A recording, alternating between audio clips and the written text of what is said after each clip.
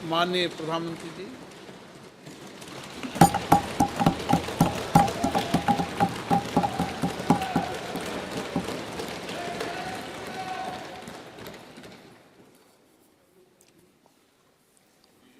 आदरणीय अध्यक्ष जी, आज का ये दिवस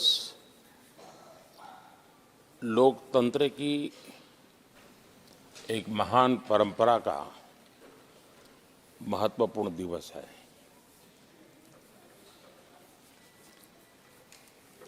सत्रहवीं लोकसभा ने 5 वर्ष देश सेवा में जिस प्रकार से अनेकविध महत्वपूर्ण निर्णय किए, अनेक चुनौतियों को सबने अपने सामर्थ्य से देश को उचित दिशा देने का प्रयास, एक प्रकार से ही आज का दिवस हम सबकी उन 5 वर्ष की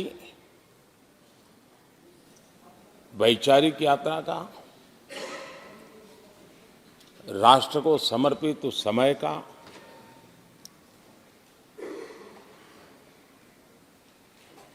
देश को फिर से एक बार अपने संकल्पों को राष्ट्र के चरणों में समर्पित करना ये अवसर है।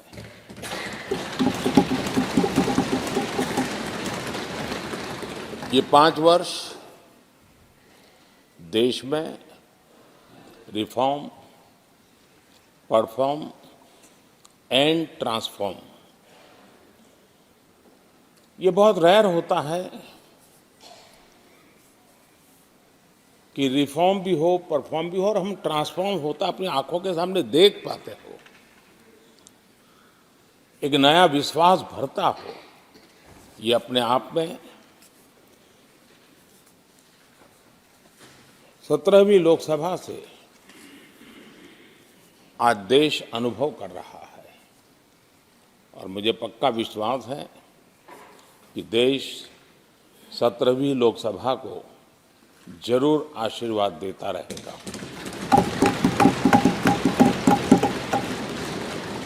इन सारी प्रक्रियाओं में सदन के सभी माननीय सदस्यों का बहुत महत्वपूर्ण रोल रहा है, महत्वपूर्ण भूमिका रही है और ये समय है कि मैं सभी माननीय सांसदों का इस गृह के नेता के नाते भी और आप सबके एक साथी के नाते भी आप सबका अभिनंदन करता हूं।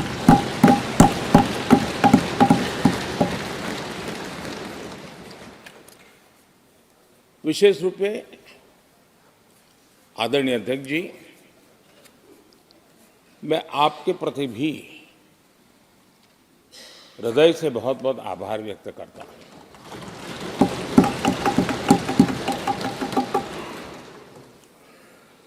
पांचों वर्ष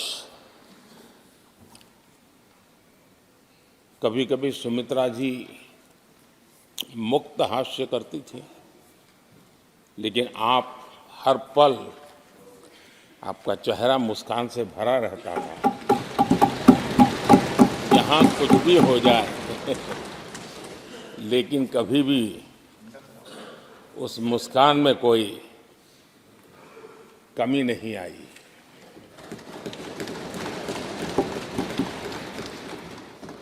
अनेकविध परिस्थितियों में आपने बहुत ही संतुलित भाव से और सच्चे अर्थ में निष्पक्ष भाव से इस सदन का मार्गदर्शन किया, सदन का नेतृत्व किया।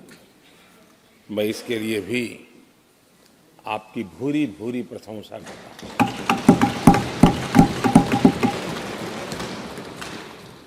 आक्रोश के पल भी आए, आरोप के भी पल आए, लेकिन आपने पूरे धैर्य के साथ इन सभी स्थितियों को संभालते हुए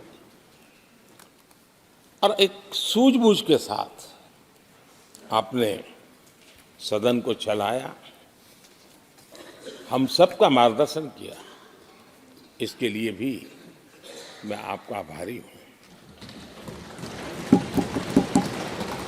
आदरणीय सभापति जी, इस 5 वर्ष में इस सदी का सबसे बड़ा संकट पूरी मानव जात ने झेला।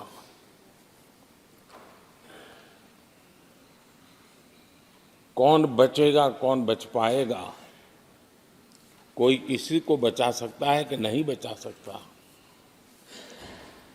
ऐसी वो अवस्था थी। ऐसे में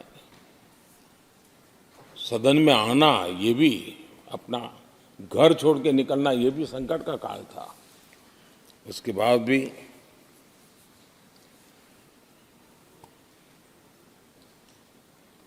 जो भी नई व्यवस्थाएं करनी पड़ी, आपने उसको किया। देश के काम को रुकने नहीं दिया।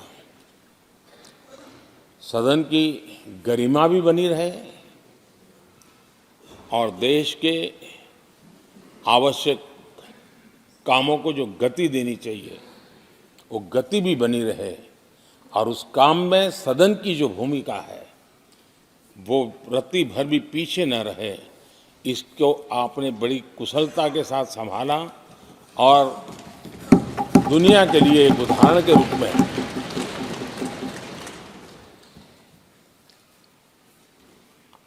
आदरणीय सभापति जी, मैं माननीय सांसदों का भी इस बात के लिए आज एक बार आभार व्यक्त करना चाहता हूं कि उस कालखंड में देश की आवश्यकताओं को देखते हुए सांसद निधि छोड़ने का प्रस्ताव माननीय सांसदों के सामने रखा और एक पल के विलंब के बिना सभी माननीय सांसदों ने सांसद निधि से मुक्त, इतना ही नहीं, एक देशवासियों को पॉजिटिव मैसेज देने के लिए अपने आचरण से समाज को एक विश्वास देने के लिए सांसदों ने अपनी सैलरी में से 30% कटौती का निर्णय सबने खुद ने किया, ताकि देश को भी विश्वास हुआ कि ये सबसे पहले छोड़ने वाले लोग हैं। और आदरणीय सभापति जी, हम सभी सांसद बिना कारण साल में 2 बार हिंदुस्तान के मीडिया के किसी न किसी कोने में गाली खाते रहते थे कि ये सांसदों को इतना मिलता है और कैंटीन में इतने में खाते हैं, बाहर इतने में मिलता है, कैंटीन में इतने में मिलता है, बाहर यानी पता नहीं बाहर नोट लिए जाते थे। आपने निर्णय किया सबके लिए समान रेट होंगे कैंटीन में, और सांसदों ने कभी भी विरोध नहीं किया, शिकायत भी नहीं की।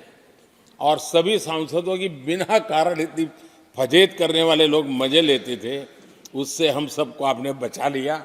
इसके लिए भी मैं आपका आभार व्यक्त करता हूं। आदरणीय सभापति जी, ये बात सही है कि हमारे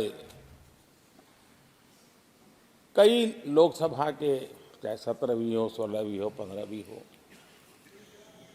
संसद का नया भवन होना चाहिए, इसकी चर्चा सबने की, सामूहिक रूप से की, एक स्वर से की, लेकिन निर्णय नहीं होता था। ये आपका नेतृत्व है जिसने निर्णय किया, चीज़ों को आगे बढ़ाया, सरकार के साथ अनेक मीटिंगें की, और उसी का परिणाम है कि आज देश को ये नया संसद भवन प्राप्त हुआ है। आदरणीय सभापति जी, एक संसद के नए भवन में एक विरासत का अंश और जो आजादी की पहली पल थी, उसको जीवंत रखने का हमेशा हमेशा हमारे मार्गदर्शक रूप में ये सेंगोल को यहाँ स्थापित करने का काम, और अब प्रतिवर्ष उसको सेरेमोनियल इवेंट के रूप में उसको हिस्सा बनाने का एक बहुत बड़ा काम आपके नेतृत्व में हुआ है, जो भारत की आने वाली पीढ़ियों को हमेशा हमेशा हमें आज़ादी के उस प्रथम पल के साथ जोड़ के रखेगा, और आज़ादी की वो पल क्यों थी हमें वो याद रहेगा, तो देश को आगे ले जाने की वो प्रेरणा भी बनी रहेगी। उस पवित्र काम को आपने किया है। आदरणीय सभापति जी, ये भी सही है कि इस कालखंड में G20 की अध्यक्षता का भारत को मिली। भारत को बहुत सम्मान मिला। देश के हर राज्य ने अपने अपने तरीके से विश्व के सामने भारत का सामर्थ्य और अपने राज्य की पहचान बखूबी प्रस्तुत की, जिसका प्रभाव आज भी विश्व के मन पर है। उसके साथ आपके नेतृत्व में G20 की तरह P20 का जो सम्मेलन हुआ और विश्व के अनेक देशों के स्पीकर्स यहाँ आए, और मदर ऑफ डेमोक्रेसी भारत किस महान परंपरा को लेकर के, किस डेमोक्रेटिक वैल्यूज को लेकर के सदियों से हम आगे बढ़े हैं।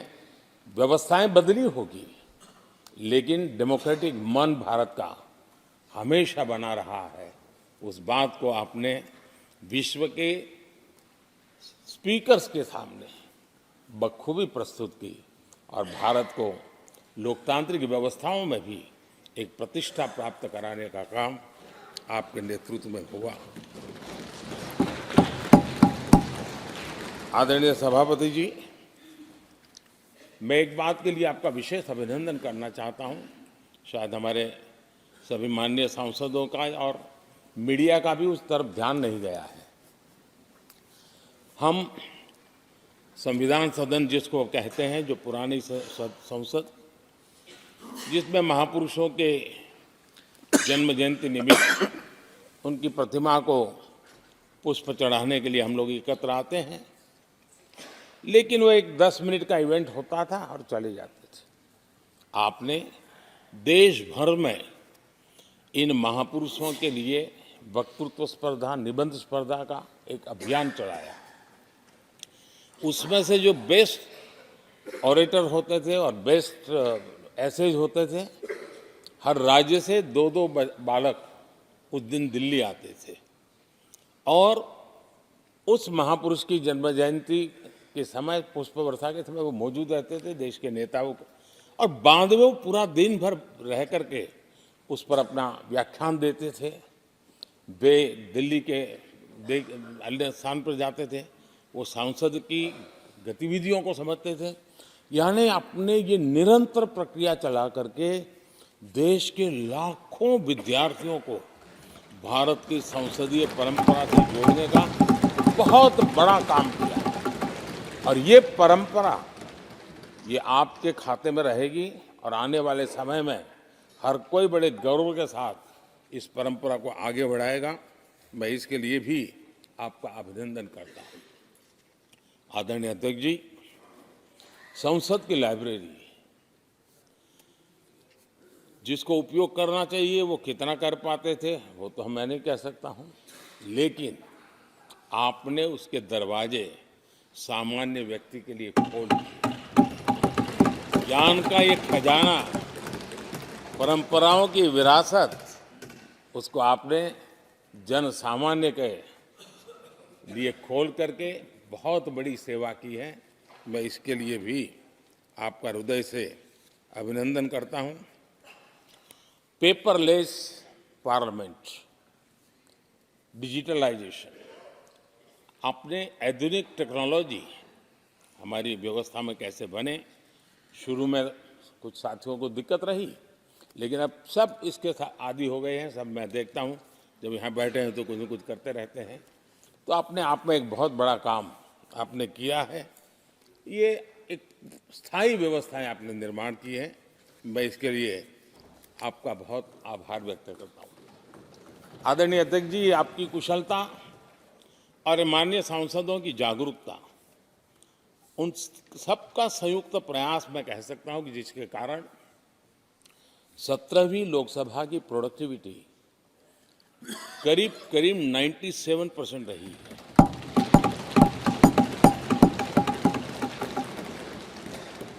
97% प्रोडक्टिविटी अपने आप में प्रसन्नता का विषय है, लेकिन मुझे विश्वास है कि आज जब 17वीं लोकसभा की हम समाप्ति की तरफ बढ़ रहे हैं, तब एक संकल्प लेकर के 18वीं लोकसभा प्रारंभ होगी कि हम हमेशा 100% से ज़्यादा प्रोडक्टिव वाली हमारी कार्यवाही करेंगे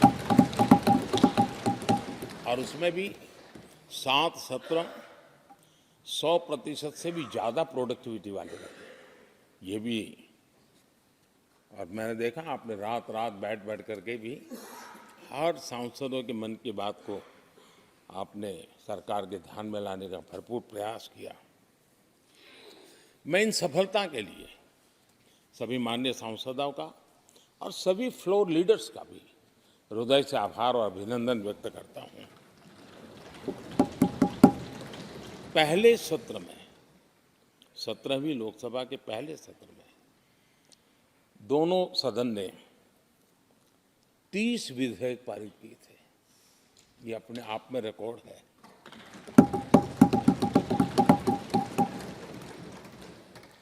और एक नए नए बेंचमार्क 17वीं लोकसभा ने बनाए हैं। आदरणीय अध्यक्ष जी, आजादी के 75 वर्ष पूरा होने का उत्सव, हम सबको कितना बड़ा सौभाग्य मिला कि ऐसे अवसर पर हमारे सदन ने अत्यंत महत्वपूर्ण कामों को नेतृत्व किया। हर स्थान पे हुआ। शायद ही कोई सांसद ऐसा होगा कि जिसने आज़ादी के 75 वर्ष को लोकोत्सव बनाने में अपने अपने क्षेत्र में भूमिका अदा न की हो। यानी सचमुच में आज़ादी के 75 वर्ष को देश ने जी भर करके उत्सव से बनाया और उसमें हमारे माननीय सांसदों की और इस सदन की बहुत बड़ी भूमिका रही है। हमारे संविधान लागू होने के 75 वर्ष, ये भी अवसर इसी समय इसी सदन को मिला है, इसी सभी माननीय सांसदों को मिला है। और संविधान की जो भी जिम्मेवारियां, उसकी शुरुआत यहाँ से होती हैं और उनके साथ ये जुड़ना ये अपने आप में बहुत बड़ी प्रेरक है। आदरणीय अध्यक्ष जी, इस कार्यकाल में बहुत ही रिफॉर्म्स हुए हैं और गेम चेंजर है। 21वीं सदी के भारत की मजबूत नींव उन सारी बातों में नजर आती है। एक बड़े बदलाव की तरफ तेज गति से देश आगे बढ़ा है और इसमें भी सदन के सभी साथियों ने बहुत ही उत्तम मार्गदर्शन किया है, अपनी हिस्सेदारी जताई है और देश, हम संतोष से कह सकते हैं कि हमारी अनेक पीढ़ियां जिन बातों का इंतजार करती थी, ऐसी बहुत से काम इस 17वीं लोकसभा के माध्यम से पूरे हुए। पीढ़ियों का इंतजार खत्म हुआ। अनेक पीढ़ियों ने एक संविधान, इसके लिए सपना देखा था, लेकिन हर पल उस संविधान में एक दरार दिखाई देती थी, एक खाई नजर आती थी, एक रुकावट चुभती थी। लेकिन इसी सदन ने धारा 360, आर्टिकल 370 हटा करके संविधान के पूर्ण रूप को, उसके पूर्ण प्रकाश के साथ उसका प्रकटीकरण हुआ। और मैं मानता हूं, जब संविधान के 75 वर्ष हुए हैं। जिन जिन महापुरुषों ने संविधान को बनाया है, उनकी आत्मा जहां भी होगी, जरूर हमें आशीर्वाद देते होंगे। ये काम हमने पूरा किया है।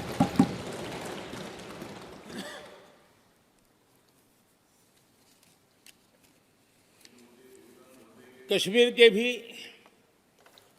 जम्मू कश्मीर के लोगों को सामाजिक न्याय से वंचित रखा गया था। आज हमें संतोष है कि सामाजिक न्याय का जो हमारा कमिटमेंट है, वो हमारे जम्मू कश्मीर के भाई बहनों को भी पहुंचा करके हम आज एक संतोष की अनुभूति कर रहे हैं। आदरणीय अध्यक्ष जी, आतंकवाद नासूर बनके देश के सीने पर गोलियां चलाता रहता था। मां भारती की धरा आए दिन रक्त रंजित हो जाती थी। देश के अनेक वीर होनहार लोग आतंकवाद के कारण बलि चढ़ जाते थे। हमने आतंकवाद के विरुद्ध सख्त कानून बनाए, इसी सदन ने बनाए। मुझे पक्का विश्वास है कि उसके कारण जो लोग ऐसी समस्याओं का लिए जूझते हैं, उनको एक बल मिला है, मानसिक रूप के उनका कॉन्फिडेंस बढ़ा है, और भारत को पूर्ण रूप से आतंकवाद से मुक्ति का उसमें एक एहसास हो रहा है, और वो सपना भी सिद्ध होके रहेगा।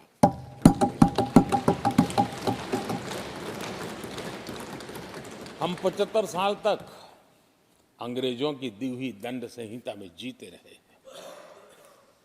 हम गर्व से कहेंगे देश को, नई पीढ़ी को कहेंगे, आप अपने पोते पोती को कह सकेंगे गर्व से कि देश 75 साल भले दंड संहिता में जिया, लेकिन अब आने वाली पीढ़ी न्याय संहिता में जिएगी। और यही सच्चा लोकतंत्र है। आदरणीय अध्यक्ष जी, मैं आपका एक बात के लिए और अभिनंदन करना चाहूंगा कि नया सदन, इसकी भव्यता वगैरह तो है ही, लेकिन उसका प्रारंभ एक ऐसे काम से हुआ है जो भारत की मूलभूत मान्यताओं को बल देता है, और वो नारी शक्ति वंदन अधिनियम।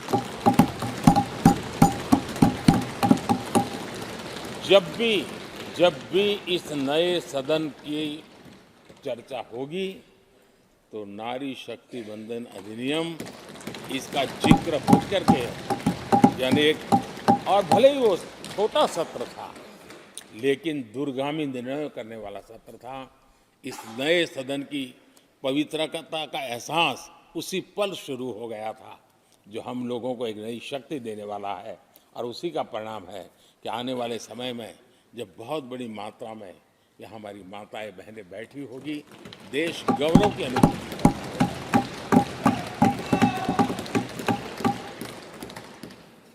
3 तलाक, कितने उतार चढ़ाव से हमारी मुस्लिम बहनें इंतजार कर रही थी।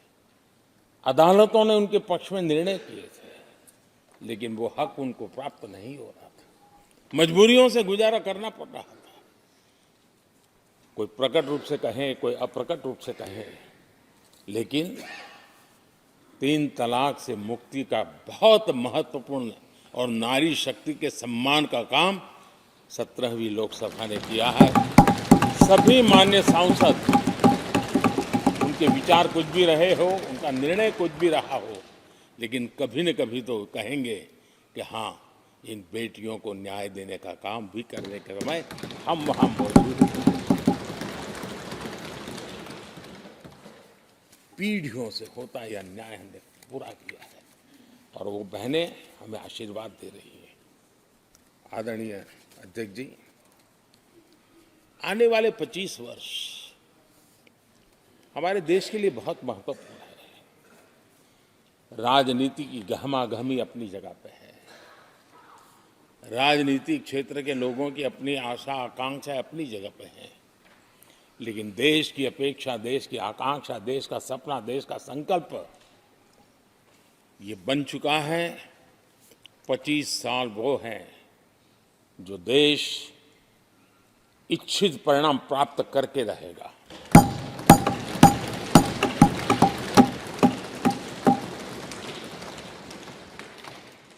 उन्नीस में जब महात्मा गांधी जी ने दांडी की यात्रा की थी, नमक का सत्याग्रह था,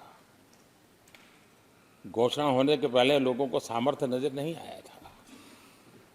चाहे स्वदेशी आंदोलन हो, चाहे सत्याग्रह की परंपरा हो, चाहे नमक का सत्याग्रह हो, उस समय तो घटनाएं छोटी लगती थी, लेकिन 1947 वो 25 साल का कालखंड, उसने देश के अंदर वो जज्बा पैदा कर दिया था।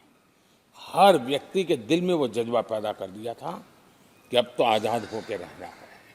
मैं आज देख रहा हूं कि देश में वो जज्बा पैदा हुआ है। हर गली मोहल्ले में हर बच्चे के मुंह से निकला है कि 25 साल में हम विकसित भारत बना के, इसलिए ये 25 साल मेरी देश की युवा शक्ति के अत्यंत महत्वपूर्ण कालखंड है। और हम में से कोई ऐसा नहीं होगा जो नहीं चाहता होगा कि 25 साल में देश विकसित भारत न बने। हर किसी का सपना है। कुछ लोगों ने सपने को संकल्प बना लिया है, कुछ लोग शायद संकल्प बनाते देर हो जाएगी, लेकिन जुड़ना हर एक को होगा। और जो जुड़ भी नहीं पाएंगे और जीवित होंगे तो फल तो जरूर खाएंगे। ये मेरा आदरणीय अध्यक्ष जी, ये 5 वर्ष युवाओं के लिए बहुत ही ऐतिहासिक कानून भी बने हैं। व्यवस्था में पारदर्शिता लाकर युवाओं को नए मौके दिए गए हैं। पेपर लीक जैसी समस्या जो हमारे युवाओं को चिंतित करती थी, हमने बहुत ही कठोर कानून बनाया है ताकि उनके मन में जो सवाल या निशान था और उनको व्यवस्था के प्रति उनका गुस्सा था, उसको एड्रेस करने का सभी माननीय सांसदों ने देश के युवाओं के मन के भाव को समझ करके बहुत ही महत्वपूर्ण निर्णय किया है। आदरणीय अध्यक्ष जी, ये बात सही है कि कोई भी मानव जात अनुसंधान के बिना आगे नहीं बढ़ सकती है। उसको नित्य परिवर्तन के लिए अनुसंधान अनिवार्य होते हैं। और मानव जात का लाखों साल का इतिहास गवाह है कि हर काल में अनुसंधान होते रहे हैं, जीवन बढ़ता चला गया है, जीवन का विस्तार होता गया है। इस सदन ने विधिवत रूप से कानूनी व्यवस्था खड़ी करके अनुसंधान को प्रोत्साहन देने का बहुत बड़ा काम किया है। नेशनल रिसर्च फाउंडेशन, ये कानून आमतौर पर रोजमर्रा की राजनीति की चर्चा का विषय बन नहीं पाता, लेकिन इसके परिणाम बहुत दूरगामी होने वाले हैं। और इतना बड़ा महत्वपूर्ण काम ये 17वीं लोकसभा ने किया है। मुझे पक्का विश्वास है देश की युवा शक्ति में इस व्यवस्था के कारण दुनिया का रिसर्च और का एक हब हमारा देश बन सकता है। हमारे देश की युवा के टैलेंट ऐसी है। आज भी दुनिया की बहुत कंपनियां ऐसी हैं जिनके इनोवेशन के काम आज भी भारत में हो रहे हैं, लेकिन एक बहुत बड़ा हब बनेगा, ये मेरा पूरा विश्वास है। आदरणीय अध्यक्ष जी, 21वीं सदी में हमारी बेसिक नीड्स पूरी तरह बदल रही है। कल तक जिसका कोई मूल्य नहीं था, कोई ध्यान नहीं था, वो आने वाले में बहुत अमूल्य बन चुका है। जैसे डेटा, पूरी दुनिया में चर्चा है डेटा का सामर्थ्य क्या होता है। हमने डेटा प्रोटेक्शन बिल ला करके पूरी भावी पीढ़ी को सुरक्षित कर दिया है। पूरी भावी को एक नया शस्त्र हमने उसके हाथ में दिया है, जिसके आधार पर वो अपने भविष्य को बनाने के लिए इसका सही इस्तेमाल भी करेंगे। और digital personal data protection act, ये हमारी 21वीं सदी की पीढ़ी को और दुनिया के लोगों को भी भारत के इस एक्ट के प्रति रुचि बनी हुई है। दुनिया के देश उसका अध्ययन करते हैं, अपने अपना नई नई व्यवस्था अनुकूल करने के लिए प्रयास कर रहे हैं। और डाटा का उपयोग कैसे हो, उसकी भी उसमें गाइडलाइंस है। अनेक प्रकार से प्रोटेक्शन का पूरा प्रबंध करते हुए इसका सामर्थ्य कैसे आए, जिस डेटा को लोग गोल्ड माइन कहते हैं, न्यू ऑयल कहते हैं, मैं समझता हूँ वो सामर्थ्य भारत को प्राप्त हो। और भारत इस शक्ति के इसलिए विशेष है क्योंकि विविधताओं से भरा हुआ देश है। हमारे पास जिस प्रकार की जानकारी और हमारे साथ जुड़े हुआ डेटा जो जनरेट होता है, सिर्फ हमारा रेलवे पैसेंजर्स का डेटा कोई देख ले, दुनिया के लिए एक बहुत बड़ा संशोधन का विषय बन सकता है। उसकी ताकत को हमने पहचान करके इस कानूनी व्यवस्था को दिया है। आदरणीय अध्यक्ष जी, जल थल नभ, इस सदियों से इन क्षेत्रों की चर्चा चली है, लेकिन अब समुद्री शक्ति और स्पेस की शक्ति और साइबर की शक्ति, एक ऐसी त्रिविध शक्तियों का मुकाबला करने की आवश्यकता खड़ी हुई है। और विश्व जिस प्रकार के संकटों से गुजर रहा है और विश्व जिस प्रकार के विचारे प्रभाव पैदा करने का प्रयास कर रहे हैं, तब इन क्षेत्रों में हमें सकारात्मक सामर्थ्य भी पैदा करना है और नकारात्मक शक्तियों से अपने आप को, हर चुनौतियों को चुनौती लेने का सामर्थ्य भी बनाना है। और उसके लिए आवश्यक स्पेस से जुड़े रिफॉर्म्स बहुत अनिवार्य थे और बहुत दूरगामी दृष्टि के साथ स्पेस के रिफॉर्म का काम हमारे यहाँ हुआ है। आदरणीय अध्यक्ष जी, देश ने जो आर्थिक रिफॉर्म किए हैं उसमें 17वीं के लोकसभा के सभी माननीय सांसदों की बहुत बड़ी भूमिका रही है। बीते वर्षों में हजारों कंप्लायंसेस बेवजह हम जनता जनार्दन को ऐसी चीजों में उलझाए रखा। ये गवर्नेंस की एक ऐसी विकृत व्यवस्था विकसित हो गई, उसमें से मुक्ति दिलाने का बहुत बड़ा काम हमारे यहाँ हुआ है। और इसके लिए भी ये सदन का मैं आभारी हूँ। यानी इस प्रकार के कंप्लायंसेस के बोझ में सामान्य व्यक्ति तो दब जाता है। और मैंने तो एक बार लाल किले से भी कहा था, हम जब मिनिमम गवर्नमेंट मैक्सिमम गवर्नेंस कहते हैं, मैं दिल से मानता हूं कि लोगों की जिंदगी में से जितना जल्द सरकार निकल जाए उतना ही लोकतंत्र का सामर्थ्य बढ़े। रोजमर्रा की जिंदगी में हर डगर पे सरकार टांग क्यों अड़ाए? हाँ, जो अभाव में है उसके लिए सरकार हर पल मौजूद हो, लेकिन सरकार का प्रभाव उसकी जिंदगी को ही रुकावट बना दे, ऐसी लोकतंत्र नहीं हो सकता है। और इसलिए हमारा मकसद है सामान्य मानवीय की जिंदगी से सरकार जितनी हट जाए, कम से कम उसकी जिंदगी में सरकार का नाता रहे, वैसा समृद्ध लोकतंत्र दुनिया के सामने हमने आगे बढ़ाना चाहिए। उस सपने को पूरा करेंगे।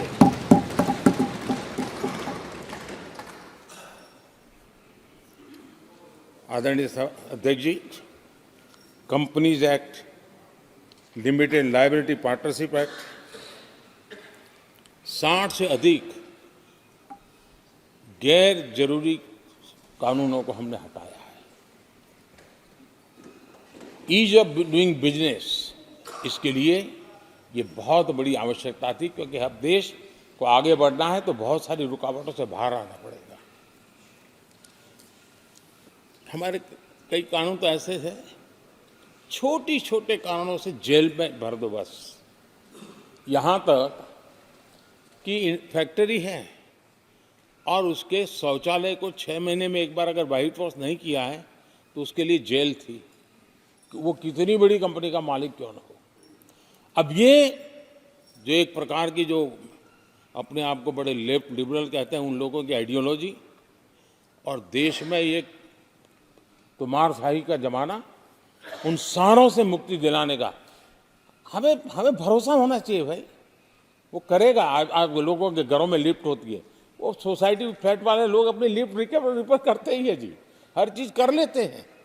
तो ये जो समाज पर, नागरिक पर भरोसा करने का काम, बहुत तेजी से बढ़ाने का काम 17वीं लोकसभा ने किया है। और इसके लिए जन विश्वास एक्ट, मैं समझता हूं 180 से ज्यादा प्रावधान डीक्रिमिनलाइज करने का काम किया है। जो मैं कहा छोटी छोटी बात में जेल में डाल देना, ये डीक्रिमिनलाइज करके हमने नागरिक को ताकत दी है। वो इसी सदन ने किया है, यही माननीय सांसदों ने किया है।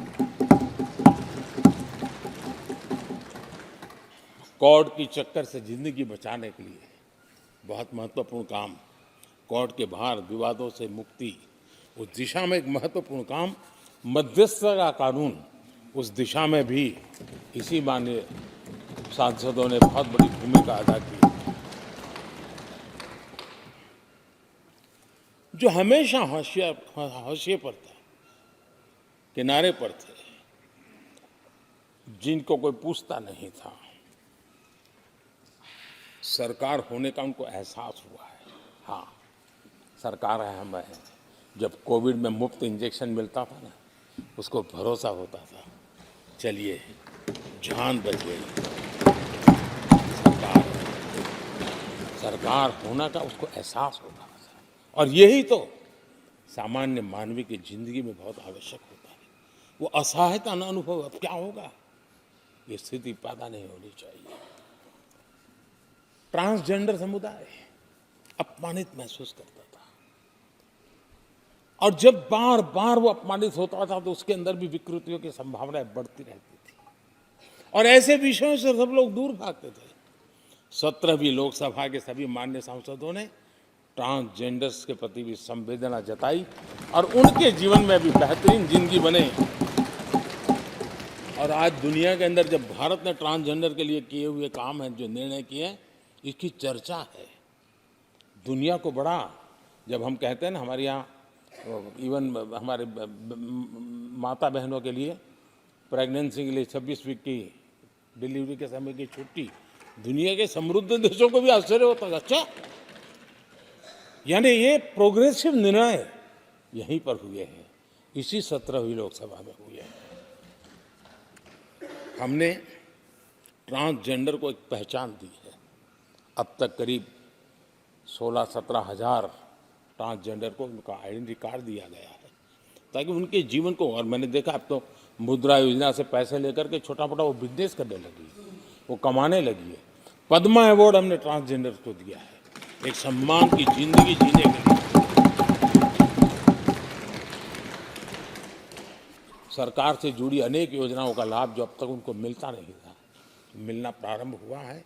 वो सम्मानीय जिंदगी। आदरणीय अध्यक्ष जी, बहुत विकट काल में हमारा समय गया, क्योंकि 1.5-2 साल कोविड ने हमारे पर बहुत बड़ा दबाव डाला, लेकिन उसके बावजूद भी 17वीं लोकसभा देश के लिए बहुत उपकारक रही है, बहुत अच्छे काम किए हैं। लेकिन इस समय हमने कई साथियों को भी खो दिया है। हो सकता है अगर आज वो हमारे बीच होते तो आज इस विदाई समारोह में मौजूद होते, लेकिन बीच में ही कोविड के कारण हमें अपने बहुत होनहार साथियों को खोना पड़ा। उसका दुख हमेशा हमेशा हमारे रहेंगे। आदरणीय अध्यक्ष जी, 17वीं लोकसभा का अंतिम सत्र और अंतिम आवर ही समझ लीजिए है। लोकतंत्र और भारत की यात्रा अनंत है, अनेक, और ये देश किसी पर्पज के लिए है, उसका कोई लक्ष्य है, और पूरी मानव जात के लिए। चाहे श्री अरविंदो ने देखा हो, चाहे स्वामी विवेकानंद जी ने देखा हो, लेकिन आज उन शब्दों में, उस विजन में सामर्थ्य था, वो हम आंखों के सामने देख पा रहे हैं। दुनिया जिस प्रकार से भारत के महात्म्य को स्वीकार कर रही है, भारत के सामर्थ्य को स्वीकारने लगी है, और उसको, उस यात्रा को हमें और शक्ति के साथ आगे बढ़ाना है। आदरणीय अध्यक्ष जी, चुनाव बहुत दूर नहीं है। कुछ लोगों को थोड़ी घबराहट रहती होगी, लेकिन ये लोकतंत्र का सहज आवश्यक पहलू है। हम सब उसको गर्व से स्वीकार करते हैं और मुझे विश्वास है कि हमारे चुनाव भी देश की शान बढ़ाने वाले, लोकतंत्र की हमारी जो परंपरा है पूरे विश्व को अचंभित करने वाले अवश्य रहेंगे, ये मेरा पक्का विश्वास है।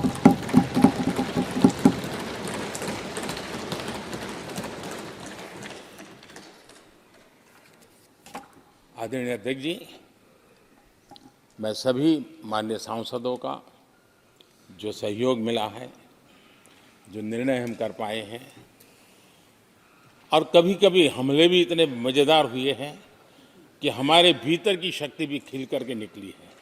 और मेरा तो परमात्मा की कृपा रही है कि मुझे जब चुनौती आती है तो ज़रा और आनंद आता है। हर चुनौती को हम सामना कर पाए हैं, बड़े आत्मविश्वास और विश्वास के साथ हम चले हैं। आज राम मंदिर को लेकर के इस सदन ने जो प्रस्ताव पारित किया है, वे देश की भावी पीढ़ी को इस देश के मूल्यों पर गर्व करने की संवैधानिक शक्ति देगा।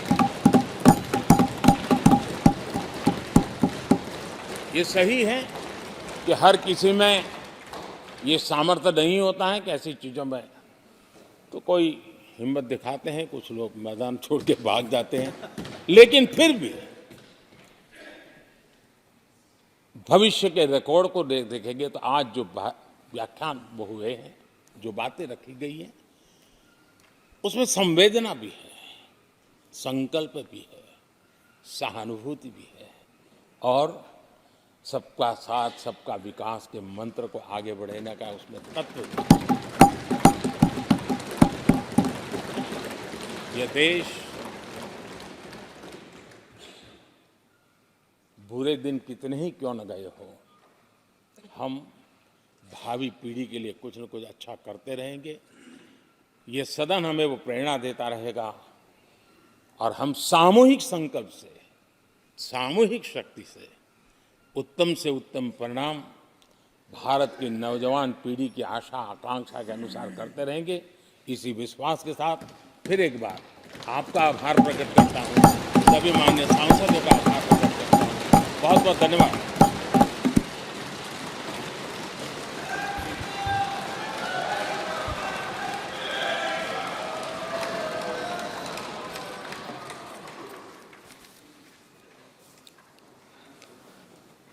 माननीय प्रधानमंत्री